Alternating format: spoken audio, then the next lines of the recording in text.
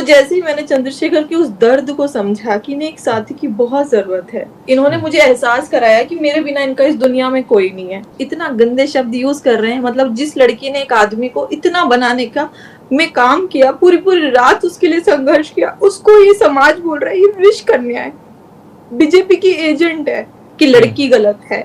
मुझे बस इस सोच के खिलाफ लड़ना है।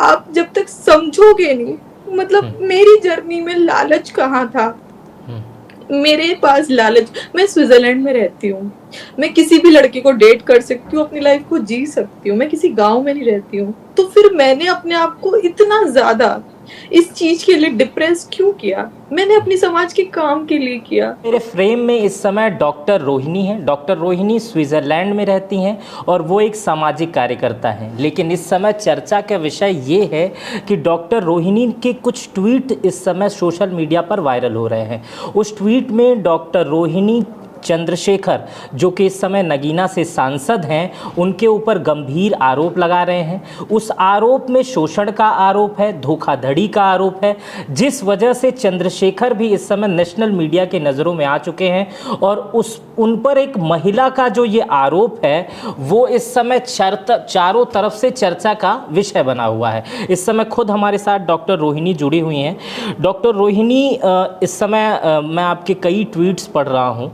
उस ट्वीट्स में कुछ ऐसी बातें लिखी हैं जो भारतीय सांसद चंद्रशेखर पर एक गंभीर आरोप प्रस्तुत कर रहे हैं। और आपकी प्रोफाइल भी जब मैं चेक कर रहा था तो मैं देख रहा था कि आप सामाजिक मुद्दों से बहुत ज़्यादा जुड़ी हुई हैं। आपने यूनाइटेड नेशन में कई बार भारत की तरफ से भाषण भी दिया है और स्विट्ज़रलैंड में आप अपने दोस्तों के साथ गरीब बच्चों की शिक्षा के लिए काम भी कर रही हैं। और मैं जहाँ तक अभी तक अध्ययन कर पाया कि आपकी माताजी एक सफाई कर्मी रही हैं और उसके बाद से आपको उसी बेस पे, आपकी पढ़ाई के बेस पे आपको 1 करोड़ रुपए का स्कॉलरशिप मिला है।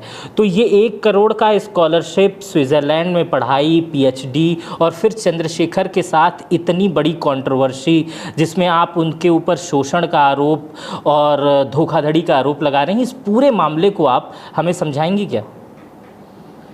देखिए, आपने मेरी जर्नी को तो बहुत ही अच्छे से एक्सप्लेन करके बता ही दिया है कि मेरी मम्मी जिस तरीके से, मैं किस फैमिली से बिलोंग करती हूँ और कहाँ से निकल के मैं कहाँ तक पहुंची।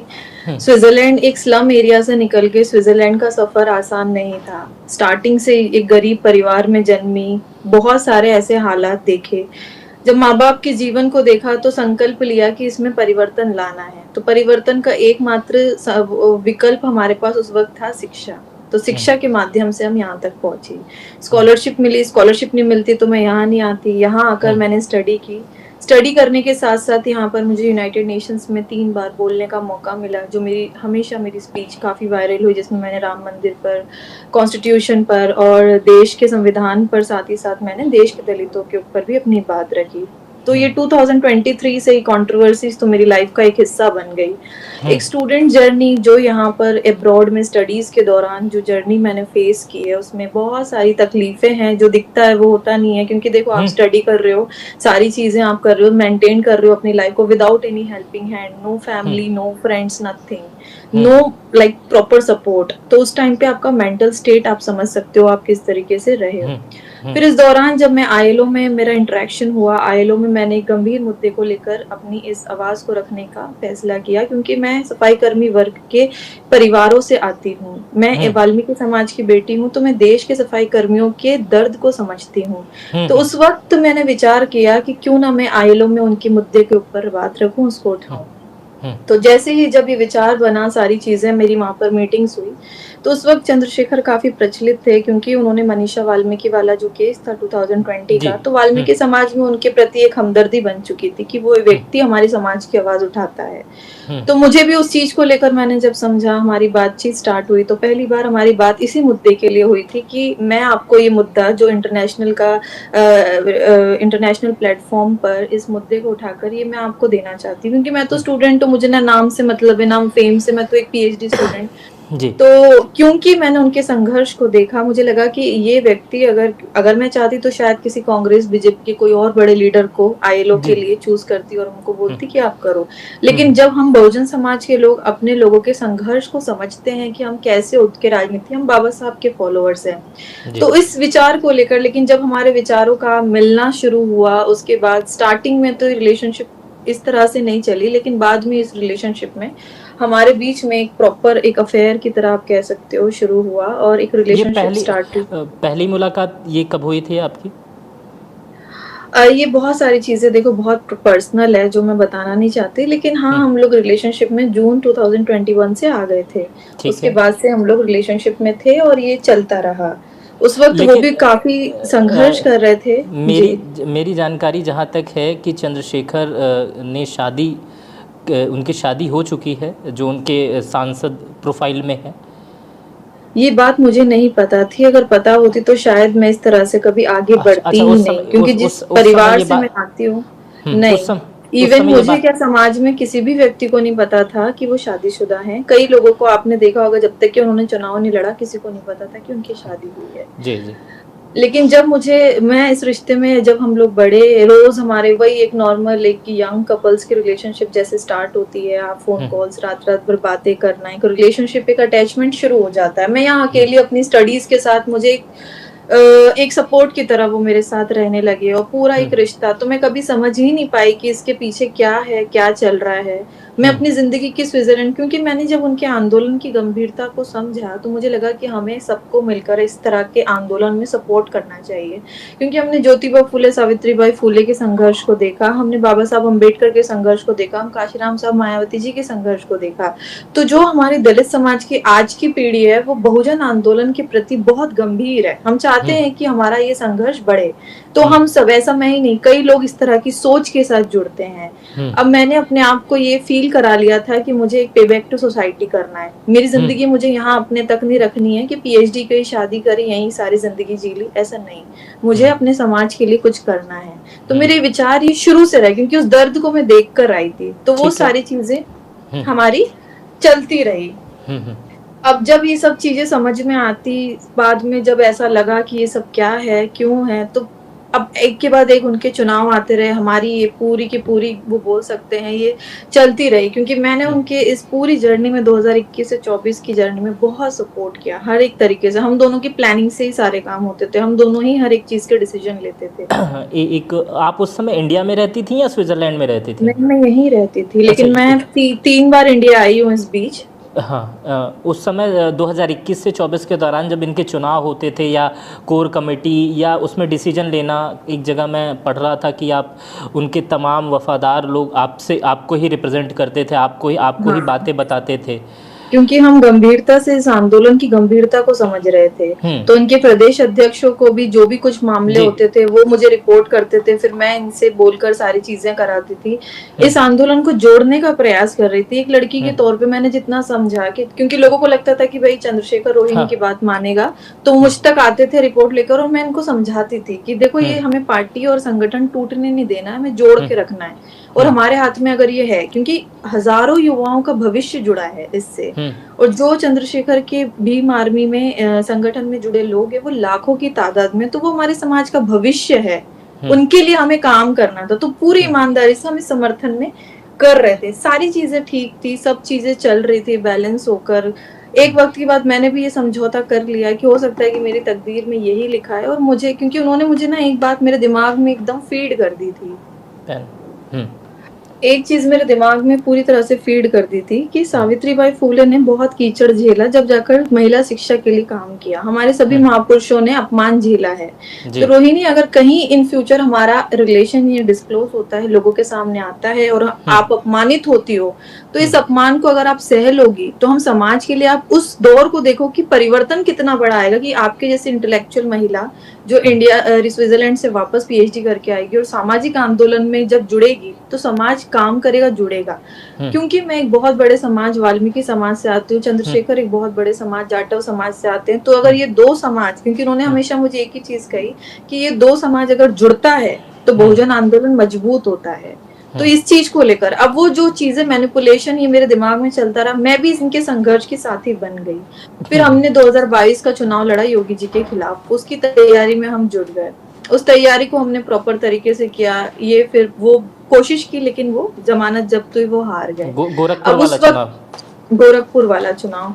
अब उस वक्त ये इतनी बुरी तरह से टूट गए, इतना मतलब मेरी भी एक तरफ इतना स्ट्रेस था, पीएचडी की स्टडीज और फिर पार्ट टाइम जॉब अपने, क्योंकि स्विट्जरलैंड बहुत एक्सपेंसिव है, विदाउट जॉब आप सरवाइव नहीं कर सकते हो, आपको 1.5 से 2 लाख का खर्चा आपका है वहां पे यहाँ पर। साथ ही साथ मेरे 3 भाई बहन इंडिया में पढ़ते, तो मेरे ऊपर एक जिम्मेदारी थी उनकी फीस पे करने की, घर की सब। तो मैं पार्ट टाइम यहाँ पर 8-8 घंटे जॉब भी करती थी, फिर मैं अपनी पीएचडी की स्टडी, तो बैलेंस करना मेरे लिए बहुत डिफिकल्ट होता है। साथ ही साथ हम लोग बीच बीच में बात करते थे और हम रात में कंटिन्यू काफी बात करते थे। हमारी ज्यादा बात हमारी रिलेशनशिप से ज्यादा आंदोलन की होती थी। तो मुझे तो ये लगा था कि मैं इस आंदोलन में अपने आप को समर्पित कर रही हूँ, तभी मैं अपनी स्विट्जरलैंड की लाइफ को छोड़ के पूरी तरह से इस बहुजन आंदोलन में उतर चुकी थी। कई आपने देखा होगा कि मैं पूरी डिवोशन के साथ इस पूरे इस जर्नी को निभा रही थी। फिर जैसे ही 22 का इलेक्शन हुआ, चंद्रशेखर बहुत ज्यादा डिसअपॉइंटेड हो गए, उन्हें लगा कि अब राजनीति उन्हें छोड़ना है। मैंने कहा नहीं, छोड़ना नहीं है, एक और इलेक्शन लड़ना है, उसकी तैयारी में जुटो। तो फिर हम 22 से लेके 24 तक तो हम सांसद के इलेक्शन के लिए उस जर्नी में घुस गए पूरी तरह से। फिर वो स्टेप बाय स्टेप, आप मतलब ये ना मैं आपको पूरी एक ट्रू फीलिंग बताना, मैं समझ रहा हूँ, मैं बहुत अच्छे से आप समझा रही हैं मुझे। वो इसलिए मैं बताना चाहती हूँ कि ये जजमेंट करना बहुत ईजी है कि लड़की गलत है, मुझे बस इस सोच के खिलाफ लड़ना है।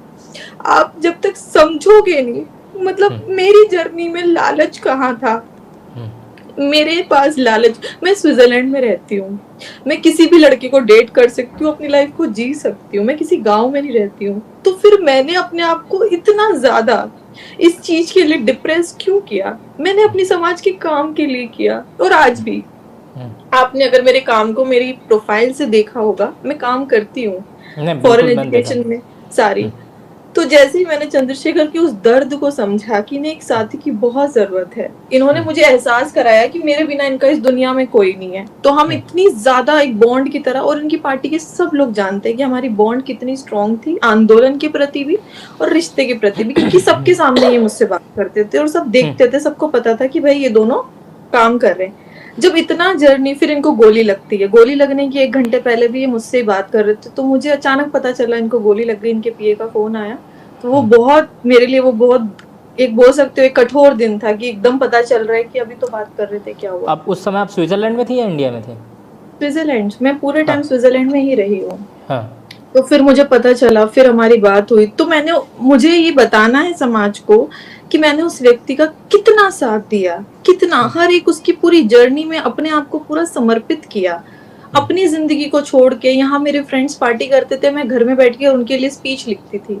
मेरे फ्रेंड्स घूमते थे, मैं उनके लिए यहाँ पर स्टेटमेंट्स देती। वो बोलते कल मेरी अखिलेश जी से मीटिंग है, रोहिणी क्या तैयारी करनी, मैं उनको पूरा स्टेटमेंट बना के देती थी। वो बोलते थे मेरी इस मुख्यमंत्री से मीटिंग है, मैं उनको एक एक चीज स्टेप बाय स्टेप हम दोनों ने की है, हर एक चीज में हम दोनों, क्योंकि उनको लगता था कि मेरा जो थिंक टैंक है, चंद्रशेखर हमेशा बोलते थे कि मेरा थिंक टैंक रोहिणी है, हमारा डिसीजन हर चीज में चलता है। रोहिणी जी, मेरी 2 सवाल हैं, शायद मैं समझ नहीं पा रहा हूं उन चीज़ों को, और दर्शक भी इसमें समझ नहीं पाएंगे। 21 से 24 के बीच में आपने कई बातें बताई कि उनके कार्यकर्ता, कुछ प्रदेश अध्यक्ष आपके पास आते थे, तो क्या वो उस समय आप स्विट्जरलैंड रहती थी या भारत ही रहती थी? फोन पे ही सारे कनेक्शन होते थे। अच्छा सारे आप, मतलब आप स्विट्जरलैंड में रह के चंद्रशेखर के पूरे आंदोलन को वहाँ से कवर अप देती थी आप? हाँ, ठीक है, उस सारी चीज, हाँ, वो मतलब फोन पे सारी बात होती थी। अब मैं समझ रहा हूँ, हमेशा हमेशा इसमें सारी, क्योंकि मेरी स्टडीज और ये, हाँ। इस बीच आपको कभी ये बात किसी ने नहीं बताई या पता नहीं चला कि चंद्रशेखर पहले से शादीशुदा है? नहीं पता चली, और जब पता चली तो इन्होंने मेरे माइंड को, क्योंकि किसी को भी समाज में नहीं पता थी, और जब इलेक्शन के बाद, जब इलेक्शन के टाइम पे, उसके पहले पता भी चली समाज के लोगों को, मुझे भी वहां से भी पता चली। अच्छा, आपको 2024 में ये बात पता चली? इलेक्शन के 2022 नहीं, उससे पहले पता चली, लेकिन एक पता चलने का भी एक तरीका था। उन्होंने मेरे दिमाग को ऐसे मैनिपुलेट कर लिया था कि ये सिर्फ एक समझौता है, कॉन्ट्रेक्चुअल मैरिज है, जिसपे उन मैं खुश नहीं हूँ और जो मैं रहना भी नहीं चाहता और मैं रहता भी नहीं हूँ। अगर हाँ, मैंने इस शादी को एक्सेप्ट करना होता तो मैं समाज के सामने इस शादी को लाता, हाँ, लेकिन वो शादी को लेकर मुझे उन्होंने इतना नेगेटिव फीड किया कि मैं उस चीज को समाज के सामने बोल भी नहीं सकती उन शब्दों को। तो मैं अच्छा, कहना चाहती हूँ कि एक आदमी एक औरत का दिमाग किस लेवल पर घुमाता है, और फिर बोलते लोग बोलते सोशली कि नहीं लड़की की गलती है। मैं ना बस इस सोच के लिए लड़ रही हूँ कि लड़की की गलती नहीं है। हुँ, जब तक लड़ूंगी, जब तक कि समाज को ये समझ में नहीं आए कि हमारे जैसी लड़कियों की गलती नहीं है, हुँ, जब आपको समझना पड़ेगा। आप एक हुँ, सेकंड में बोल देते हो वो एमपी है, इसको कोई लालच होगा, इसको बीजेपी प्रोजेक्ट कर रही है। बीजेपी मुझे क्यों प्रोजेक्ट करेगी? हुँ, कांग्रेस मुझे क्यों प्रोजेक्ट करेगी? मेरा हुँ, उन लोगों में क्या इंटरेस्ट है? हुँ, मैं तो खुलेआम बोलती हूँ कि मेरे सारे बैंक स्टेटमेंट से लेकर सारी चीजें चेक करो अभी। हुँ, अगर कहीं कहीं किसी का 1 रुपया किसी, आपको लगता है कि जो लड़की खुद इतनी मेहनत से पैसा कमाती है वो लालच के लिए अपना इतना अपमान कराएगी सार्वजनिक रूप से? क्यों बोल रही हूँ मैं? क्योंकि ये हुँ, मेरी लड़ाई स्वाभिमान की है हुँ, और मुझे इस चीज को बताना है। मैं आगे चलकर अपने समाज का काम करना चाहती हूँ। तो हुँ, जब तक कि मैं अपने ऊपर लगे इस दाग को नहीं मिटाऊंगी, जब तक कि मैं क्लियर नहीं करूंगी, मेरा समाज मुझसे सवाल करता रहेगा। बिल्कुल। हुँ, और जिस कम्युनिटी से मैं आती हूँ, दलित वर्ग से मैं आती हूँ, वहां हुँ, पर लोगों को एक्सप्लेन करना डिफिकल्ट होता है क्योंकि समझाना लोग थोड़ा इतने मुश्किल भले। है। हाँ, हुँ, हाँ, मुश्किल है थोड़ा समझाना। मुश्किल है। तो तो वहां रोहिणी जजमेंट बहुत जल्दी है। तो ये सारी चीज़ें रोहिणी जी सब कुछ चल रहा था, सब कुछ ठीक था, तो ये अचानक इतना अबनॉर्मल कैसे हो गया? हट कैसे गया लीक से मामला? ये सारी कहानी इनके इलेक्शन के 6 महीने पहले से बदली। अचानक से मैं नहीं जानती कि इनको ऐसा कौन सा सांसद बनने से पहले जैकपॉट मिला, क्योंकि उसके पहले की इनकी हर एक चीज के संघर्ष में, तो एक एक चीज में जो बात इनके वो बोलते ना इनके आत्मा के अंदर इनके अंदर है, वो मेरे पास है। हुँ, इतना हम लोगों को बता मुझे हर चीज शेयर करते थे। हुँ, तो फिर अचानक 6 महीने पहले नवंबर दिसंबर की बात है, इनका पूरा व्यवहार बदल गया। इन्होंने कुछ भी बताना और मुझसे बात करना एकदम कम कर दिया। तो मैं हुँ, लड़ने लगी कि हुँ, अचानक क्या हुआ बताओ, हम लोग तो इलेक्शन की तैयारी करेंगे। हुँ, बोले नहीं अब मैं खुद करूंगा सब। हुँ, तो मुझे समझ नहीं आया। फिर मुझे इस पूरी सी जर्नी में ये समझ आया कि जब आप लो पे थे, जब आप हुँ, योगी जी के खिलाफ इलेक्शन हारे, जब आप जीरो पे थे, तब आपको हुँ, मेरी इतनी जरूरत थी कि आपने सब छोड़ दिया था कि रोहिणी। और फिर इस जर्नी से लेके यहाँ तक ऐसा कौन सा लालच आपके हाथ में है कि आपने मुझे एकदम बिट्रेल फील कराया? मैं डिप्रेशन में चली गई कि अचानक ओह! क्या हुआ। मैं सबसे बात करने लगी, इनकी पार्टी के लोगों से बात करने लगी, सबका रुख बदल गया मेरे लिए। हुँ, सब लोग मुझे ब्लॉक करना शुरू कर गए। तो मुझे लगा कि ये क्या मैं खिलौना थी इस पूरी जर्नी में? आपने हुँ, मेरा इतना पूरा वक्त बर्बाद किया, हर हुँ, एक चीज में आपने मेरा एक रिलेशनशिप को इतना डिसहार्ट किया मुझे, और हुँ, उसके बाद में फिर ये सब चीजें क्यों हुई? फिर भी मैं चुप रही। फिर इसलिए हुँ, मेरा पहला ट्वीट दिसंबर के टाइम आया, मैं सारा रवैया देख रही थी। हुँ, हुँ, तो फिर मुझे बड़ा बुरा लगा। फिर इनका फोन आता है, इन्होंने कहा नहीं नहीं इलेक्शन है, हमें लड़ना है दोनों को, और ये हुँ, इसको डिलीट करो। इन्होंने मेरे घर पे भी फोन किया, मेरे मम्मी पापा से भी बात की। इन्होंने कहा अच्छा, रोहिणी मेरा करियर बर्बाद हो जाएगा, मत करो ये सारी चीजें। मैं जानता हूँ कि तुम सही हो और तुम्हारी लड़ाई सही है, लेकिन ये वक्त नहीं है। फिर मैंने अपने आप को कॉम्प्रोमाइज किया और मैंने डिलीट कर दिया, क्योंकि देखो हुँ, जब आप किसी को बहुत ट्रूली किसी के लिए हो डिवोटेड, तो आप उसका बुरा नहीं कर सकते हो। हुँ, लेकिन सामने वाला चाहे आपका कितना ही बुरा करे, आप समझ नहीं सकते हो। हुँ, तो फिर उसके बाद में ये सब चीजें हुई। हुँ, फिर ये सांसद बनते हैं, फिर मैं चुप हो गई, कोई बात नहीं। मैंने इनको खुश खुश खुश होकर बधाई भी दी कि चलो जो भी हुआ, मैंने इनकी जर्नी, क्योंकि नगीना सीट हुँ, फाइनल हम दोनों ने करी 2 दिन के हुँ, अंदर। हुँ, इसका पूरा का पूरा पैराग्राफ सारी चीजें हमने बनाई कि कितने मुस्लिम वोट हैं, जाट वोट्स कितने, जाटव वोट कितने, वाल्मीकि वोट कितने, हमें किस पे काम करना है क्या। तो मेरे पीएचडी की स्टडी को भी मैं साथ में बैलेंस करके इनके लिए इतना काम करती थी, हर एक हुँ, चीज। ये सुबह सोकर उठते थे, उसके पहले मैं इनको एक रिपोर्ट तैयार कर देती थी कि आपको ये चीज करनी है, आपको इनसे मिलनी है, आपको इनसे बात करनी है। क्योंकि मेरा तो मकसद ये था कि मैं एक ऐसे नेता को बना रही हूँ वो जो मेरी समाज का महापुरुष है, जो आने वाले समय में मेरे समाज के लोगों का काम करेगा, हुँ, वाल्मीकि समाज का, जाटव समाज का। क्योंकि मुझे तो कभी नेता बनना ही नहीं था। तो मैं हुँ, सोचती थी कि शायद हमें एक यूनिवर्स ने इसलिए मिलाया है कि मैं इस व्यक्ति की मदद करूं, वरना मैं दूसरे देश में, ये दूसरे देश में क्यों मिले हम। हुँ, हुँ, तो इसको लेकर फिर मैंने चुपचाप समझा सारी। फिर इनके सांसद बनने के बाद भी मैंने इनके रवैये को समझा, फिर भी मैं हुँ, चुप रही। अभी क्या हो रहा है कुछ दिनों से, फिर इसके बाद हम लोगों की बातचीत कभी होती कभी नहीं होती, कभी होती। सांसद बनने के बाद भी इवन हुँ, मैं इंडिया भी आई थी, हमारी बातचीत होती नहीं होती, ऐसा चल रहा था। हुँ, फिर भी मैंने कॉम्प्रोमाइज कर लिया कि कोई बात नहीं रोहिणी, ये लिखा था किस्मत में कि तुम किसी के लिए इतना करोगी तो वो तुम्हारे दिल को भी तोड़ेगा, आत्मा को भी तोड़ेगा, तुम्हारे स्वाभिमान को भी तोड़ेगा और तुम्हारी सामाजिक जो इज्जत है उसको भी तोड़ेगा। तो भी मैंने खड़ा होना शुरू किया खुद के लिए। फिर मैंने फाउंडेशन बनाया, अपना एनजीओ रजिस्टर किया, मैं समाज को जोड़ने लगी। अब जब भी मैं समाज के सामने लोगों को जोड़ती हूँ, जैसे अभी हमारी गाजियाबाद की मीटिंग हुई, हम लोगों ने round table meeting concept start किया, क्योंकि मैं सिर्फ दलितों के लिए काम नहीं करना चाहती हूँ, मैं सबके लिए काम करना चाहती हूँ। मेरे लिए गरीब के बच्चे की कोई जाति नहीं है। तो मेरे लिए स्वर्ण गरीब हो या फिर कोई मुस्लिम गरीब हो, हिंदू में कोई भी कैटेगरी में गरीब हो, मेरे लिए वो स्टूडेंट है।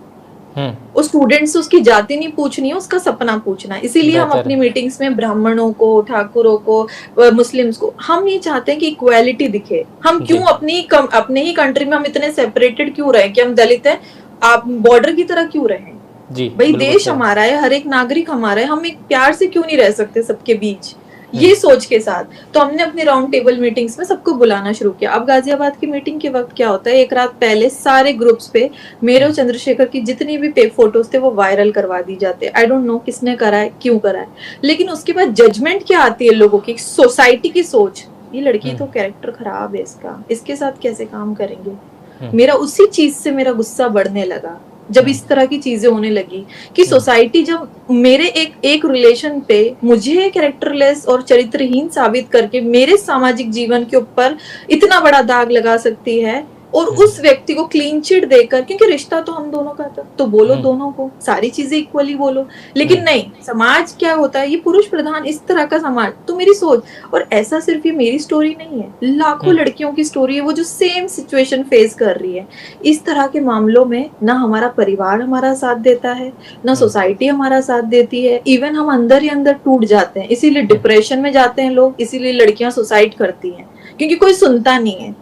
इस तरह की लड़कियां एक ऐसी विधवा बन जाती हैं जिसको कोई सहारा नहीं देता, कोई उसके आंसू पोंछने नहीं आता, हमें अपने आंसू खुद पोंछने होते हैं। तो जब ये सब हो गया, मैंने सामाजिक भी अपमान झेला, तो मेरा गुस्सा बढ़ने लगा कि मैं क्यों पूरी जिंदगी आंसरेबल रहूं कम्युनिटी को, मैं क्यों जवाब दूं। आज मेरा इतना बुरी तरीके से मेरा दिल मेरी भावनाओं के साथ खेला गया, खत्म हुआ उस चीज को कि मैंने एक व्यक्ति के लिए इतना समर्पण भाव से साथ दिया, वो भी हुआ। उसके बाद आज मैं किसी से शादी भी नहीं करना चाहती हूँ, मैं पूरी जिंदगी अविवाहित रहूंगी। इस उम्र में 30-32 में एक लड़की चाहती है उसका घर बसे, वो शादी करे, उस वक्त तुमने उस लड़की को ऐसा एक जिंदा लाश बनाकर छोड़ दिया, और उसके बाद सोसाइटी भी तुम पर सवाल कर रही है, तो लड़की क्या करेगी फिर? लड़ेगी ना, एक लड़की बोलेगी समाज को कि आप ऐसा क्यों कर रहे हो। और जब मैं बोलती हूँ, अभी कुछ दिनों से मैं देख रही हूँ, जब से 3 जून का दिन मेरे लिए बड़ा दर्दनायक था। क्यों? क्योंकि 3 जून से हमारे रिश्ते की शुरुआत हुई थी 2021 से। तो मैंने उस दिन ये लिखा, फिर मैंने मैं उस दिन पूरी रात रोई, और सुबह मैंने एकदम रो के ट्वीट लिखा कि ये व्यक्ति जो सामाजिक आंदोलन की बात कर रहा है, ये सामाजिक आंदोलन के लायक नहीं है। अगर अपनी ही समाज की बेटियों के साथ इसने आंदोलन के नाम पर छल किया, और मेरी भाषा बिल्कुल इसी प्रकार से थी, इसी प्रकार से रही है, सॉरी, तो मेरी भाषा पूरी इसी तरह से रही। तो उसके बाद जो हुआ, उसके बाद इनके जितने फॉलोअर्स हैं, उन्होंने इतना हरेस करना स्टार्ट किया मुझे सोशली, इतना हरेस। और फिर मुझे गुस्सा इस बात का कि ये व्यक्ति रोक क्यों नहीं रहा है। जब तुम्हारी पार्टी के लोग मेरे कैरेक्टर के ऊपर इतना गंदा लिख रहे, तुम उनको बोल नहीं रहे हो, इट मींस तुम खुद करा रहे हो। तुम चाहते हो कि दलित कम्युनिटी में कोई और व्यक्ति आगे ही ना बढ़े, क्योंकि मेरा काम इतना प्योर चल रहा था, सब पसंद कर रहे थे, और अभी भी कर रहे हैं। अभी 15 जून को हमारी मीटिंग मेरठ में है, तो सब जुड़ना चाहते कि भाई एक लड़की जो हमारी पीएचडी स्कॉलर है, पूरी जर्नी की इंस्पिरेशनल रही, वो कुछ करना चाहती है। और मैंने संकल्प लिया है कि मैं मरने से पहले कम से कम 1 लाख बच्चों का सपना पूरा करवाऊंगी, और उसके लिए मैं काम करूंगी, क्योंकि 1 लाख पीढ़ियां बदलने का परिवर्तन है ये, 1 लाख परिवारों को सुख देने का परिवर्तन है। तो इस समाज को, इस पे ऐप बनाया हमने जन पावर फाउंडेशन से, जन पावर का, जिसके माध्यम से हम कनेक्ट करें। सारा काम इतना, क्योंकि इतनी बुरी तरह से टूटकर भी मैं खड़ी हो रही थी, तो समाज के लोगों को खुशी थी। लेकिन फिर इस तरह के षड्यंत्र होने लगे, तो मैंने जवाब देना शुरू किया। अब मैं बोल रही हूँ तो लोग बोल रहे हैं रोहिणी को जरूर चंद्रशेखर से पैसे चाहिए। जिस आदमी से मैंने 2021 से लेके 24 तक कभी पैसे नहीं मांगे, उससे मैं आज क्या पैसे मांगूंगी। जिस आदमी की उनकी 1,58,000 सैलरी है लीगली, अगर एक सांसद की देखी जाए, उनसे 2 गुना ज्यादा मेरी सैलरी है आज की तारीख में, मैं उस आदमी से क्या पैसे मांगूंगी। भाई मैंने तो अपनी मम्मी ने, सफाई कर्मी ईमानदारी की रोटी से पली हूँ, यहाँ भी ईमानदारी का 1 रुपया ईमानदारी, क्योंकि देखो मैं यूनिवर्स में और कर्म में बहुत बिलीव करती हूँ। मुझे ऐसा लगता है कर्मों का फल मिलता है, इसलिए मैं गलत नहीं करती। और मुझे ऐसा लगता है कि किसी को धोखा नहीं देना, वरना मिलेगा तो ना पैसों का लालच, ना किसी तरह का रिश्ता। अब जो धोखा लिखा था उस व्यक्ति को देखकर धोखा छोड़ के जाना था, वो चला गया। तो अब मैं उठ रही हूँ, तो अब क्या दिक्कत है? तो मैं इसके लिए लड़ना चाहती हूँ। अब लोग समाज के बोल रहे हैं, फिर अगर तुम इतनी सही हो, तुम एक ब्लैकमेलर नहीं हो, तुम एक विश, इतना गंदे शब्द यूज कर रहे हैं। मतलब जिस लड़की ने एक आदमी को इतना बनाने का में काम किया, पूरी पूरी रात उसके लिए संघर्ष किया, उसको ये समाज बोल रहा है ये विश कन्या है, बीजेपी की एजेंट है। क्यों? क्योंकि मैं दावोस इवेंट्स में कुछ सीखने जाती हूँ। वहां पर हमारे मिनिस्टर्स आते हैं, स्मृति ईरानी जी आती हैं, चिराग पासवान और मैं उनके साथ मिलती हूँ, तो फोटोज वायरल होते, तो बोलती है बीजेपी से प्लांटेड है सारी चीजें। अगर मैं बीजेपी की से प्लांटेड होती तो क्या मैं सार्वजनिक रूप से सोशली इतने फोटोज अपलोड करती उन लोगों के साथ? अब मेरी ना जिंदगी बिल्कुल एकदम बोलते ना व्हाइट पेपर, एकदम सब कुछ सबके सामने। मैं कभी ना झूठ बोलती हूँ ना मैं कुछ छिपाती हूँ। लेकिन ये चीज इतनी ज्यादा बढ़ गई, और फिर अब मुझे गुस्सा इस बात का, फिर लोगों ने कहा कि अब कानून की मदद लो, अगर आपको सही है। मैंने अपनी फैमिली से बात की, मैंने बोला ठीक है, अगर ये भी रास्ता है कि मुझे अपनी चीजें प्रूफ करने का और ये बताने का, तो मैं एफआईआर रजिस्टर करूंगी। वरना लोग तो बोलेंगे एक सांसद को सिर्फ 4 दिन ट्वीट किए, पैसे ले लिए, बैठ गई। क्योंकि ये सोसाइटी, लड़की को सोचो, मेरे जैसी लड़की जो पीएचडी करके यहाँ पर रह रही है, उसके लिए इतनी डिफिकल्टी हो रही है लड़ना। तो एक गांव में बैठी बेटी जो कमाती भी नहीं है, जो गरीब परिवार की है, वो कैसे लड़ती होगी? इसीलिए ये महिलाओं के लिए लड़ाई जरूरी है। हाँ, एक्सेप्ट करती हूँ कि मेरी भी कुछ गलतियां रही होगी, तो क्या मैं जीना छोड़ दूं? क्या मैं लड़ू नहीं? क्या मैं काम नहीं करूं समाज का? अगर 99% मेरी जिंदगी की इस चीज में सच्चाई है, तो मैं अपने आत्मसम्मान की लड़ाई क्यों नहीं लड़ूं? नहीं, या तो वो व्यक्ति खुद आकर बोले कि हाँ मैंने गलत किया, मैंने इसको अपनी पूरी जिंदगी की इस जर्नी में यूज किया, मैं इसको सिर्फ वो प्यार और वो रिश्ता सिर्फ झूठ था, मैं तो सिर्फ स्विट्जरलैंड आना चाहता था। क्योंकि इनकी स्विट्जरलैंड आने की पूरी कोशिश थी, इन्होंने इनको हाँ, आपने कहीं एक जगह जिक्र किया है कि अगर ये चुनाव हार जाते तो ये मेरे साथ स्विट्जरलैंड रहते। हाँ, इन्होंने कई बार कहा, हमने हमने एक सवाल कोशिश और भी था, की। मेरे सवाल भूलते चले जाएंगे। एक पैसे से भरा बैग आपने ट्वीट किया है, या वो कोई गूगल इमेज फोटो है, या वो बिल्कुल सही फोटो है, और वो किसके घर का है वो सारी चीजें इनको पता है, इसीलिए इन्होंने कुछ नहीं बोला। और वो चीज मैं ऑन कैमरा बोलना नहीं, देखो मैं झूठ बोलती नहीं हूँ, मुझे डर कैसा। और उस चीज का भी मैंने विरोध किया था जिस दिन मुझे ये फोटो मिला, किसी ने मुझे भेजा कि ये चीजें चल रही, क्योंकि इनकी पार्टी के लोग जानते थे कि रोहिणी ईमानदार कितनी है आंदोलन के प्रति। तो अगर ये चंद्रशेखर कोई गलती भी करते थे ना, तो वो सीक्रेटली मुझे रिपोर्ट करते थे कि दिस इज रॉन्ग। तो जैसे ही मुझे पता चला, मैंने तुरंत इनकी पार्टी के 20 लोगों को वो तुरंत भेजा कि ये गलत है, क्योंकि मैं इनको रोक नहीं पा रही थी इन सब चीजों से। मुझे लग रहा है वो पैसे कुछ नहीं तो कम से कम 1 से 2 करोड़ रुपए दिख रहे थे, अगर दिखने से समझा जाए तो। तो एक ही बैग है, उसके साथ में और बैग थे।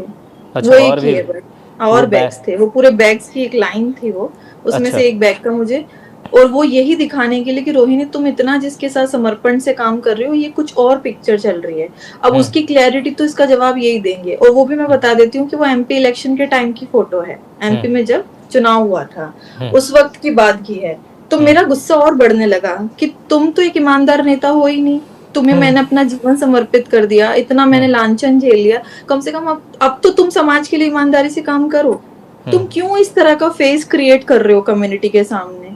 अगर जो चीज अगर तुम्हें लेना भी है किसी पार्टी का सपोर्ट, तो समाज को बोलो, लेकिन तुम समाज के सामने कुछ और हो, रियलिटी में तुम कुछ और हो। तो ऐसे कैसे होता है लीडरशिप? क्या, जो अब तक मैं समझ पा रहा हूँ, क्या चंद्रशेखर बीजेपी का विरोध करके अंदर बीजेपी से फंडेड है, ये कहना चाह रही हैं आप? देखो, इसको तो तथ्यों के साथ कोर्ट में पेश किया जाएगा जब ये सब चीजें आएंगी। इसको मैं सोशल मीडिया पे बोलकर किसी भी तरह की कोई सनसनी क्रिएट नहीं करना चाहती हूँ। लेकिन हाँ, बहुत सारी चीजें हैं जो बोली जाती है वो सही है, और उसी का है। आपको क्या लगता है मुझे ये केस लड़ना, एफआईआर करना कितना डिफिकल्ट हो रहा है? क्यों हो रहा है? मुझे तो काफ़ी डिफिकल्ट लग रहा है, क्योंकि आप स्विट्ज़रलैंड में आराम से अपनी पीएचडी कंप्लीट कर रही हैं, उसके साथ ये कहा जाता है कि लकड़ी ले लेना, एक कहावत है इस टाइप की बोली जाती है कि ये करने से क्या मिलेगा या क्या फ़ायदा होगा? फायदा ये होगा कि जो मेरी सोशल इमेज खराब हुई है, उसको लोग उसको एक बार में, क्योंकि ये जर्नी मेरी बहुत बड़ी है, मैं सामाजिक आंदोलन के लिए अपने आप को एक जीवन समर्पित करने के लिए आगे बढ़ रही हूँ।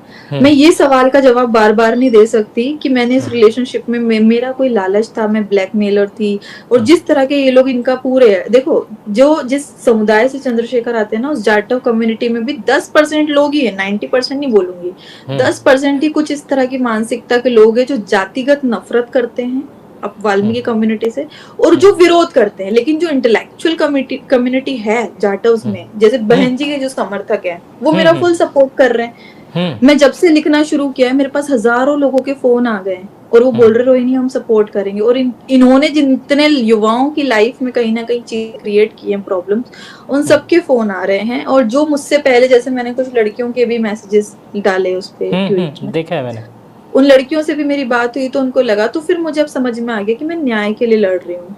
और अगर मेरे जैसी लड़की नहीं लड़ेगी तो क्यों? या तो ये एक्सेप्ट करे कि हाँ मेरी ये सारी चीजें हैं, ये सब कुछ मैंने किया है और अब मेरा यही चरित्र है, और उसके बाद समाज एक्सेप्ट करे तो वो समाज का कॉल है। लेकिन वो कम से कम ये दोहरा चरित्र ना दिखाएं समाज को कि मैं एकदम प्योर इमेज वाला हूँ, मैं काशीराम साहब, बाबा साहब अम्बेडकर का अनुयायी हूँ और मैं दूसरों की नहीं। जब आप राजनीति में निकल रहे हो ना, तो आपको अपना खून बेचना पड़ेगा। आपको इतना ईमान, देखो हम जिस बहुजन आंदोलन की बात कर रहे हैं, जितना महापुरुषों को मैंने पढ़ा है ना, उनके अंदर इतनी ईमानदारी थी कि उन्होंने ना अपना घर बेच के, खून बेच के इस आंदोलन को चलाया। हमारे आंदोलन में लालच नहीं है, पैसों का लालच तो आंदोलन को खत्म करेगा। तो अब अगर मैंने चंद्रशेखर की बहुत सी सच्चाई में जानती थी, जानने लगी थी, तो मैं इनको रोक रही थी और वहां से ही इनको मैं बुरी लगने लगी, क्योंकि मैं इनको गलत नहीं करने देना चाहती थी। अगर मैं इनका उन चीजों में साथ देती तो शायद इस दुनिया की सबसे अच्छी औरत होती और वो मेरे साथ पूरी जिंदगी रहती, या व्हाटएवर। ये जो कंट्रोवर्सी चल रही है, आंदोलन आपकी तरफ से कहा जाए चल रहा है, आपने एफआईआर की भी बात कही है, तो इसका भविष्य क्या है? किस रूप से इसके सफलता को आप देख सकती, सफलता का पैमाना क्या है आपके लिए? देखो, सफलता नहीं है, मेरे आत्मसम्मान की लड़ाई है। मैं ये मतलब आप इसमें एक सफल, जैसे एफआईआर आपने चंद्रशेखर के ऊपर किया, चंद्रशेखर के खिलाफ आप लगातार बोल रही हैं, तो इसमें इसमें आपको जीत कब मिलेगी? क्या हासिल इससे आप होना है, सफलता का पैमाना ये मैं पूछ रहा हूँ। यही है कि वो सोशली इस चीज को एक्सेप्ट करें और वो ये दिखाएं, हाँ वो सोशली इस चीज को एक्सेप्ट करें कि उन्होंने सीरियसली मेरी लाइफ को डिस्ट्रॉय किया है, खेला है, और उन्होंने मुझे ऐसा कोई नहीं कर सकता मेरे ख्याल से, या तो फिर वो करना पड़ेगा वो, क्योंकि वो जो उनकी सोसाइटी जिस तरह की इमेज क्रिएट कर रही है ना, कि एक लालची औरत है, लालच के लिए जुड़ी है, तो मेरी सोशल इमेज के लिए उनको ये एक्सेप्ट करना पड़ेगा कि नहीं, रोहिणी ने मेरा बहुत साथ दिया है और वो इस आंदोलन के प्रति बहुत ईमानदार रही है और उसने मुझे हमेशा इस चीज में सपोर्ट किया है और मैं रहा हूं। और गलती उनकी है कि वो इस रिश्ते में लाकर एक छोड़ के चले गए। जब उन्होंने मुझसे शादी का प्रॉमिस किया था, वो मुझे बार बार बोलते थे कि बाबा साहब अम्बेडकर ने 2 शादी की थी, तो भी समाज ने उनको महापुरुष माना, तो अगर हम भी कर लेंगे तो इसमें क्या गलती है? तो मतलब जब तुमने इतनी बड़ी बड़ी बातें करी मुझसे, फिर तुम अचानक मुझे ऐसे बीच रास्ते पे छोड़ के कैसे गए? शादी का वादा उन्होंने कितनी बार मतलब शादी का वादा हमेशा से ही साथ था, शादी के लिए ही हम थे साथ में, वरना एक लड़की फॉरेन में रहकर बिना किसी कमिटमेंट के क्यों रह रही थी? तो अगर अब चंद्रशेखर दोबारा आपसे कहें आपसे वो शादी करना चाहते हैं, तो आप करेंगे उनसे? नहीं, मुझे नहीं लगता कि अब ऐसा हो पाएगा मुझसे, क्योंकि अब मेरा ज़मीर इस चीज के लिए मुझे गवाही नहीं देगा। लेकिन मैं चाहती हूँ कि ये आत्मसम्मान की लड़ाई में जो सम्मान मेरा घटा है उसके लिए वो बोले, क्योंकि जो एक पूरा सोसाइटी का प्रेशर मेरी तरफ आता है ना, तो उस चीज को सोसाइटी एक्सेप्ट करे। क्योंकि देखो, इस पूरे काम में और फिर न्यायिक तौर पर भी मैं ना, मेरे जैसी ना हजारों लड़कियां हैं जिनके साथ सेम सिचुएशन होती है और कोई नहीं सुनता है। कम से कम उन लड़कियों को भी ये हौसला मिले कि हमारी लाइफ ना हम खिलौना नहीं है कि कोई भी आया, तो खेला, चला इस पूरे प्रोसेस में मुझे लगता है कि चंद्रशेखर जेल जा सकते हैं, क्योंकि आप जिस तरह से उनके ऊपर आप बता रही हैं कि आपके पास एविडेंस भी हैं, भ्रष्टाचार संबंधित चीज़ें भी हैं, शादी का वादा है, धोखा है, इसमें तो मुझे लगता है कि उन्हें कड़ी सजा मिल सकती है, जेल जा सकते हैं। हो सकता है वो जेल जाएं और वो सुधर के आए और फिर उनको समझ में आए कि इस तरह की चीजों से आंदोलन नहीं चलता है। अगर आप गलत करोगे तो आपको सजा मिलेगी, खिलौने की तरह आप समाज के युवाओं की और मेरी हम लड़कियों की जिंदगी से मत खेलो, और इस तरह के चीजों से आप आगे नहीं बढ़ सकते हो। और अगर वो जेल जाकर इस सबक को सीख के आते हैं तो बहुत अच्छी बात होगी उनके लिए और उनके आगे के भविष्य के लिए, कि वो इस चीज से सीखेंगे। क्योंकि कोई भी हो, देखो कर्मा मिलता है। मैं गलत हूं ना, मैं जेल चली जाऊंगी, मैंने गलत किया है, मैं जेल जाने के लिए तैयार हूँ, मुझे भी मिलनी चाहिए सजा इफ आई एम रॉन्ग। मैंने अगर किसी की लाइफ को डिस्ट्रॉय किया, कोई मुझ पे करे, तो मुझे उसके लिए कोई वो शर्मिंदगी नहीं होगी, मैं उसको समझूंगी। सबको मिलती है सजा, गलत को तो मिलना चाहिए सजा। बात ये है कि आप सीख के क्या आते हो, आप इस चीज से सीखते कैसे हो। और देखो मुझसे पहले जो लड़कियां थी ना, और मैं यहाँ तक कहती हूँ कि जिस महिला से उन्होंने शादी की है, हाँ, और भी कोई कई लड़कियों के साथ अफेयर थे क्या? अफेयर रहे हैं इनके, इन्होंने खुद एक्सेप्ट किए हैं। और एक लड़की ने तो जो 16 साल की थी, उसने तो FIR भी रजिस्टर की थी। उस बच्ची के साथ भी सेम स्टोरी थी, उसको भी आंदोलन के नाम पर जोड़ा, उसको साथ में रहे। भीम आर्मी में ही काम करती थी वो। 16 साल की लड़की? हाँ, उस टाइम पे वो 16 इयर्स की थी, फिर वो 18 इयर्स की अप्रोक्स रिलेशनशिप में रही। फिर उस लड़की ने भी सुसाइड अटेम्प्ट किया। उसके सारे ट्वीट्स, वो मुझसे ज्यादा गंदा लिखती थी उस वक्त में, 2017 की बात है। अच्छा। 2017 से 19 में उसने FIR रजिस्टर की थी, जिस FIR की मैंने क्लिप भी डाली उस पे, पेपर की न्यूज। तो जब उस लड़की का दर्द मैंने सुना तो फिर मुझे लगा कि चंद्रशेखर का चरित्र सही नहीं है। मुझे पहले लगता था कि नहीं, देखो स्टार्टिंग के रिलेशनशिप में लड़कियों को मैनिपुलेट करना आसान होता है, लेकिन जब आप इंसान के साथ रहोगे तो उसका सच सामने आएगा। और जब सच सामने आएगा तो आप उसको फिर जज करोगे, फिर आपसे क्वेश्चन करोगे आप। यही होता है। जब मैंने क्वेश्चंस करना स्टार्ट किया, इन्होंने मुझसे दूरी बनाना शुरू कर ली।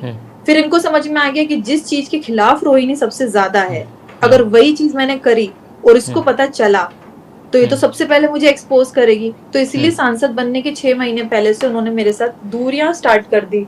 अच्छा, अब मैं नहीं जानती कि इस चीज की वजह क्या रही है। रोहिणी, मैं आपसे एक सवाल और पूछना चाहता हूं। चूंकि आप स्विट्जरलैंड में हैं इस समय, आपके माता पिता इंदौर में ही होंगे, तो आपको लगता है कि आपको कोई सुरक्षा का खतरा या इस टाइप की चीज़ें, क्योंकि चंद्रशेखर का पावर और इस समय उनकी पर्सनालिटी काफ़ी बड़ी हो चुकी है, उनकी टीम भी है जिसको वो आर्मी बेस कहते हैं, और कई बार ऐसा देखा जाता है कि वो भीम आर्मी के लोग कहीं पे जाते हैं, मारपीट तक कर लेते हैं। तो क्या आपको लगता है क्या कि आपके परिवार को कुछ दिक्कत हो सकती है, लगातार आप उनके खिलाफ बोल रही हैं? देखो, मेरी मम्मी ने मुझे कल ही फोन करके बोला था, बेटा मत बोल उसके खिलाफ, वो तुझे भी नुकसान पहुंचा सकता है और हमें भी नुकसान पहुंचा सकता है। मैंने बोला मम्मी, मैं इस गिल्ट के साथ जी नहीं पाऊंगी कि जो मेरे साथ हुआ मैं समाज के सामने बोल नहीं पाई कभी भी। या तो तुम मुझे मरता हुआ देख लो या फिर मुझे इस लड़ाई को लड़ने दो। तो मैंने अपनी फैमिली को इस तरीके से किया, उनको कन्विंस किया।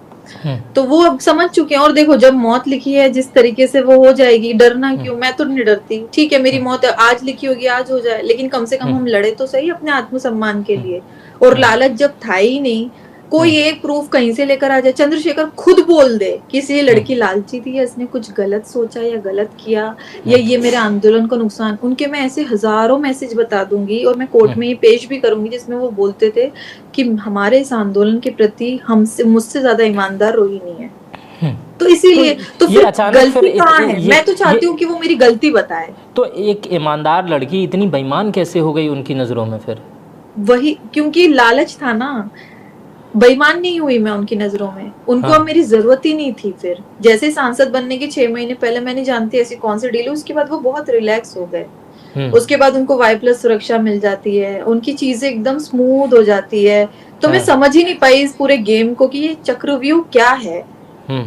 फिर वो चुनाव लड़ते हैं, चुनाव में उनको करोड़ों की फंडिंग आना स्टार्ट हो जाती है। उनके चुनाव में इतना पैसा खर्च होता है, जो मैं सोचती थी जिस व्यक्ति के मतलब ये चीज बोलनी नहीं चाहिए, to be frank it's not good feeling. जिस व्यक्ति को मैं टी-शर्ट, जैकेट, सारी चीजें, शूज, वॉच स्विट्जरलैंड से सब भेजती थी उसकी गरीबी देख के, उसके पास अचानक इतना पैसा कैसे आ गया? इतना मैंने जो सब चीजें, तो मुझे वो चीजें ना मेरे दिमाग पे, फिर भी मैं चुप रही कि इनको इलेक्शन लड़ने दो। और मैंने इलेक्शन में इनके फेवर में ट्वीट भी किए कि कोई बात नहीं, जो हो गया भाई, इस व्यक्ति ने ये जीते। क्योंकि देखो, आप जिसके भी प्रति साथ हो, आप उसकी जीत ही चाहोगे, आप उसकी हार नहीं चाहोगे। लेकिन जब जीत भी गए, उसके बाद सोसाइटी को लेकर फिर मैंने कई कार्यकर्ताओं की शिकायतें सुनी, क्योंकि वो बोलते थे रोहिणी हमारे साथ भी ये चीज है। हजारों युवाओं के ऊपर मुकदमे हो गए, उनका भविष्य बर्बाद हो गया है। वो ना सरकारी नौकरी कर सकते हैं, ना वो फॉरेन जा सकते हैं। और चंद्रशेखर को उस चीज से कोई फर्क ही नहीं पड़ता, वो कभी बोलेंगे भी नहीं।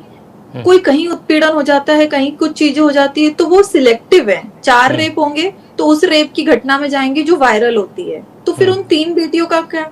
अगर तुम सामाजिक दर्द को समझते हो तो तुम सब पे क्यों नहीं जाते हो?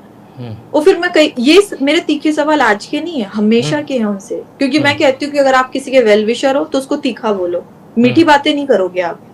जिस मनीषा वाल्मीकि केस की सब इतनी बड़ी घटना हुई उसकी बात करते, चंद्रशेखर चुनाव जीतने के बाद, सांसद बनने के बाद एक बार भी उस परिवार से मिलने क्यों नहीं गए? जिस परिवार से, जिस घटना के बाद अब इतने समाज में हाईलाइटेड हुए 2020 के बाद। तो फिर आपने तो हर एक आंदोलन को सिर्फ इस्तेमाल किया है। आप अगर एक अच्छे नेतृत्व करता हो तो आपको इन दर्द को, एक मैं घटना बताती हूँ और वो घटना इतनी शर्मनाक है कि आपको भी आश्चर्य होगा। बताएं। इनको गोली लगी 28 जून को। मुझे तारीख से एक एक चीजें याद है क्योंकि मेरी जिंदगी का बहुत बड़ा हादसा है ये। तो 28 जून को जब इनको गोली लगती है, हमारी दिन में बात हुई, उसके बाद इनको गोली लगी, सारी चीजें बाद में पता चली, तो फिर बड़ा दुख हुआ, हमने बात की सब। फिर इन्होंने कहा कि मैं ना 21 जुलाई को एक आंदोलन बुलाता हूँ जंतर मंतर पे, सबको बुलाऊंगा। इन्होंने बुलाया, समाज के लोगों को, खूब लोगों को बुलाया, लोग गए भी।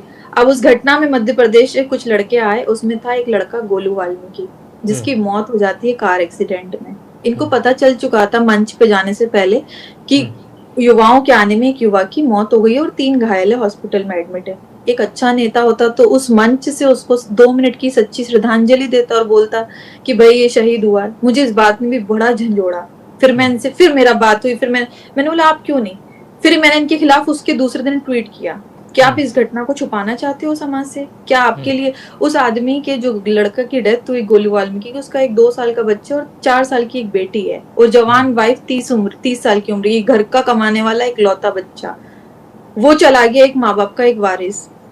तो क्या इतना दर्द नहीं हुआ? फिर ये 4 दिन बाद, आज भी अगर आप उनके ट्विटर पे देखोगे ना, तो 4 दिन बाद ये फिर मेरे दबाव के बाद इन्होंने ट्वीट किया कि आप उसको, क्योंकि ये घटना को छुपाना चाहते थे कि समाज को पता ना चले। तो मुझे इस चीज का कि आपके लिए अपने एक एक कार्यकर्ता की मौत का दर्द होना चाहिए। लोग आपके प्रति इतने उससे आते हैं, भूखे प्यासे, आपने देखा होगा दलित समाज का उत्साह, भूखे प्यासे आ जाएंगे कार्यकर्ता, उनके पास पैसे नहीं है ना, वो किराए की गाड़ी करके आ जाएंगे। उनके इस काम को देखा, तो फिर नेता को इन चीजों को समझना होगा। अगर हमारी इस घटना से चंद्रशेखर के अंदर सुधार आता है ना, तो ये मेरी सबसे बड़ी जीत है। मैं चाहती हूँ कि वो आदमी सुधरे, वो समाज के मुद्दों को गंभीरता से समझे। और मेरी जो लड़ाई है वो सिर्फ मेरी व्यक्तिगत लड़ाई नहीं है, सामाजिक लड़ाई भी है। हो सकता है कि इस मुद्दे के बाद, क्योंकि बोलते ना कि एक अल्हड़ इंसान को कभी अगर रोका नहीं गया हो तो वो बिगड़ता ही रहेगा और चलता रहेगा, उसको कभी तो सबक सिखाना पड़ेगा। चूँकि रोहिणी चंद्रशेखर एक राजनीतिक व्यक्ति हैं, आप अपने इस मूवमेंट में, आंदोलन जो भी आप, मैं इसे कह दूं, आप कोर्ट तो जा चुकी हैं, कोई राजनीतिक सहारा भी लेंगी आप? किसी राजनीतिक दल के व्यक्ति का सहारा भी लेंगी, या उत्तर प्रदेश मुझे कोई सहारा ना दे, मुझे कोई सहारा ना दे, मैं अपने आप का सहारा हूँ, और भविष्य में देखेंगे कि मेरे साथ कौन आता है। पर मैंने अभी तक जिस तरीके से देखा, काफी लोगों का दबाव है कि कई लोग आना नहीं चाहते हैं, लेकिन जो लोग आना चाहते, देखो अगर इनके विरोधियों का सहारा लिया तो ये तुरंत एक मिनट में इस चीज को नैरेटिव चला देंगे कि देखो ये तो मेरे साथ षड्यंत्र हुआ है। नहीं फिर भी नहीं रोहिणी, फिर भी जैसे उत्तर प्रदेश के मुख्यमंत्री योगी आदित्यनाथ हैं, चंद्रशेखर भी उत्तर प्रदेश से ही आते हैं, भारत के प्रधानमंत्री नरेंद्र मोदी हैं, आप मध्य प्रदेश से आती हैं, मध्य प्रदेश के मुख्यमंत्री हैं, वो भी भारतीय जनता पार्टी से। इन लोगों से आप कुछ अपील करना चाहेंगी, चाहे अपनी सुरक्षा के लिए या अपने आंदोलन के लिए, जो चंद्रशेखर ने किया, इस विषय के लिए सजा दिलाने के लिए कुछ कहना चाहेंगी, या सीधे आप अपनी? तो जैसे FIR की रिपोर्ट बाहर आती है, जब नेशनल मीडिया पे ये चीज आएगी, उसके बाद तो ये देखा जाएगा कितने लोग समर्थन करते हैं। लेकिन मैंने तो अब इसको एक जंग के रूप में शुरू किया है कि मैं अपने आत्मसम्मान के लिए लड़ूंगी, चाहे मुझे कितनी गालियां सुननी पड़े, चाहे मुझे जेल जाना पड़े, चाहे मुझे मरना पड़े। लेकिन मैं अपने इस गिल्ट के साथ नहीं जी सकती कि मेरी इस ईमानदारी की सजा मुझे ये क्यों मिल रही है। मैं क्यों अपने आप को ये चेहरा दिखाऊं? मैं एक अच्छा पैसा कमाती हूँ, एक इंडिपेंडेंट वुमेन हूँ, मैंने अच्छी जिंदगी जी है, मैं अपना कमा रही हूँ, अपना खा रही हूँ, फिर मैं इस लांछन को क्यों झेलूं? और जिसकी वजह से मैंने जिसको इतना समझा, मतलब चंद्रशेखर की ना, मैं अब बहुत सी चीजें जो पर्सनल निकल जाएगी। हर दूसरे दिन, हर दूसरी रात वो आदमी मेरे सामने रोता था, हर दूसरी रात। मैं उसकी उस दर्द की, वो बोलते हो, साथी बनी कि नहीं, मैं तुम्हें इस दर्द से निकालूंगी, मैं तुम्हारे साथ हूँ, तुम चिंता मत करो। तो उसने जब मुझे इतना ज्यादा इस आंदोलन में घुसा दिया तो फिर ऐसे निकाल के मक्खी की तरह फेंका क्यों? वो एक गलती तो बताए कि रोहिणी ये रीजन था, मैंने तुम्हारा साथ नहीं दिया। तो प्रॉमिस ऑफ मैरिज के नाम पे तुम एक लड़की के साथ 3-4 साल रहोगे, उसकी जो जिंदगी का सबसे क्रीम टाइम है 25 से 30 की उम्र, उसको आप बर्बाद करके, उसको इतना डिस्ट्रॉय करके आप निकल जाओगे, और वो लड़की कुछ बोलेगी भी नहीं। क्यों नहीं बोलेगी वो लड़की? और क्यों नहीं बोले हम अपने लिए आवाज क्यों ना उठाएं? जी। तो इसीलिए बस ये बात है। रोहिणी, एक अंतिम सवाल करके हम इस इंटरव्यू को ख़त्म करेंगे, क्योंकि आपने मुझे बताया था कि समय काफ़ी कम है, आपको जॉब के लिए हाँ, भी मुझे निकलना जॉब है। पे जाना है। हाँ, हाँ, जॉब के लिए जाना है।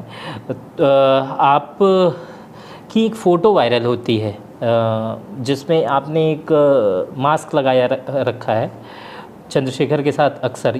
क्या आप वही हैं? आप ही हैं वो? हाँ जी, हाँ जी। एक्चुअली मेरी मम्मी का फ़ोन आ रहा है बार-बार में, उनको बहुत हाँ, चिंता है, उनको लग रहा है कि हाँ। जितना डिप्रेस्ड है ये, ऐसा ना हो नहीं, नहीं, कुछ हो। आप नहीं, तो नहीं, आप बिल्कुल तो परेशान ना वो हो। हाँ, नहीं, तो ए मैं ए वही, एक तो वो फ़ोटो हाँ, मैं आप, जब पहली बार आई थी। हाँ, काफ़ी क्लोज़ दिखते हैं, जिसमें चंद्रशेखर भी मास्क में दिखाई देते हैं, और आप भी, आप हैं या कोई और है? बस ये जानना चाहता था मैं। नहीं, मैं ही हूँ वो, हम दोनों ही हैं। इन्होंने ही हाँ, कहा था कि फ़ोटो लो हमारी फर्स्ट मीटिंग की, हाँ, और उस दिन ये एयरपोर्ट पे 2 घंटे बाहर खड़े रहे। मेरी फ्लाइट थी तो सुबह 8:30 बजे मैं वहाँ पर पहुँची, लेकिन ये 6 बजे से वहाँ एयरपोर्ट पे पहुँचे। इन्होंने वेट किया, मतलब जितना स्पेशल फ़ील करा सकते थे एक रिलेशनशिप में, वो सारी चीज़ें करी मेरे लिए। तो मुझे भी लगा कि भई यही एक्सेप्टेंस है। एक लड़की को डाइवर्ट कर दिया जाता है तो वो हो जाती है मैनिपुलेट। तो उतना ज़्यादा उनका समर्पण था, वो सोचते थे कि मुझे मेरी लाइफ का एक बहुत बड़ा गिफ्ट मिल गया है। जिस तरीके से, मतलब उनके स्टेटमेंट से ही है कि चंद्रशेखर मर जाएगा लेकिन रोहिणी का साथ कभी नहीं छोड़ेगा। ये कहानी इतिहास में दर्ज होगी कि हमने कैसे एक दूसरे का साथ निभाया और कैसे हमने समाज का काम किया। लोग हमारी इस जोड़ी को याद करेंगे। तो मैं जुड़ गई, मैंने करा, और उसके बाद फिर मेरी कोई गलती ही नहीं थी, तो फिर तुमने क्यों ये सब चीजें की? और आपने एक चीज देखी होगी, जब से हमारा इतना डिसबैलेंस हुआ, आई डोंट नो, ये यूनिवर्सल वो है, चंद्रशेखर का डाउनफॉल स्टार्ट हो गया सांसद बनने के बाद। 3 स्टेटों में उन्होंने चुनाव लड़ा, तीनों स्टेटों में उनके सारे पदाधिकारी, सारे कैंडिडेट्स की जमानत जब्त हुई। तो आप अगर गलत करोगे तो यूनिवर्स तो आपको ये मैसेजेस देगा, और वही चीज होती आ रही है। आज अचानक ये सब चीजें क्यों आई? क्योंकि आप जब इतने इतने लोग आपका साथ दे रहे हैं इस जर्नी में, इस आंदोलन में, और आप उनको धोखा ही देते रहोगे। सिर्फ मैं अकेली नहीं हूँ, कई लड़के जो 2017 से इनके साथ जुड़े, सबके साथ सेम स्टोरी। तो आपको कभी तो कर्मा फेस करना पड़ेगा ना। ठीक है रोहिणी, आपने इतना समय दिया हमसे बात करने के लिए, बहुत बहुत शुक्रिया। Thank you.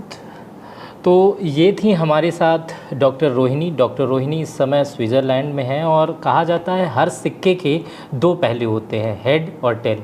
हेड आपका चंद्रशेखर दिखते हैं, जिस तरह से सांसद हैं वो दिखाई दे रहे होंगे, और टेल जिसमें रोहिणी का भी एक पक्ष है कि उनके साथ सामाजिक, मानसिक और शादी के वादे तक का एक बड़ा शोषण हुआ है, जिससे रोहिणी काफ़ी परेशान है।